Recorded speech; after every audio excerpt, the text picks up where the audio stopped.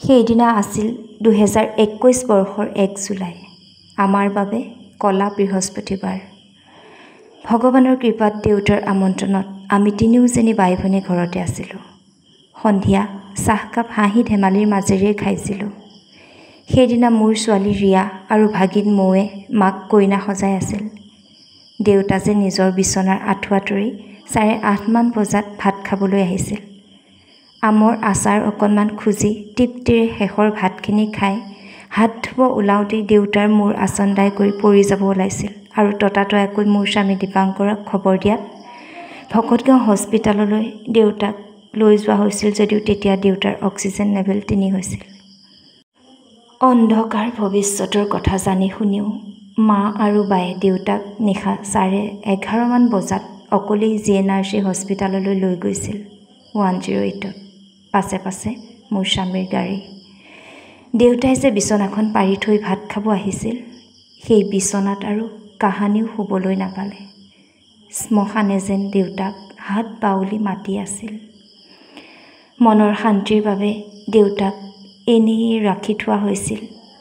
5 July সোমবাৰে দেউতাই আমাক পিতৃহাৰা কৰি এই পৃথিৱীৰ পৰা আচম্বিতে বিদায় মাগিছিল। আজি দেউতাৰ মৃত্যুৰ দিন। দেউতাৰ অবিহনে আমি 4টা বৰ্ষ অতিক্ৰম কৰিলোঁ। ভবাই নাছিলোঁ ভাই ককাই নথকা ঘৰখনত দেউতাই যে আমাক ইমান সোনকালে এৰি থৈ যাবগৈ।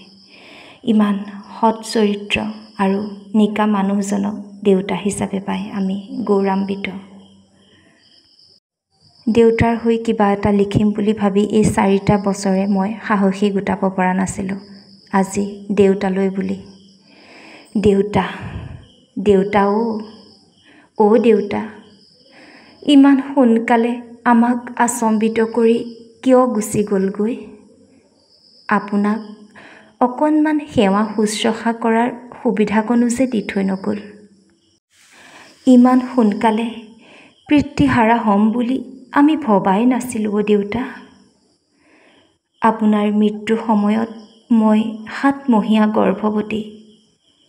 মোৰ ল'ৰা সন্তান এটিৰ বাবে আপুনি বোলে সদায়ে প্ৰাৰ্থনা কৰিছিল। ইমানেই যদি আশা আছিল, কিহৰ এই লৰালৰি? নিষ্ঠুৰ ভগৱান, অতি নিষ্ঠুৰ। মই পুত্ৰ সন্তানৰ মাতৃ হোৱাৰ দিনা হস্পিটালত আমি ইমান সকলোৱে চিঞৰি চিঞৰি কান্দিছিলোঁ। খবৰটো যে আপোনাক জনাবলৈ বৰ মন গৈছিল দেউতা।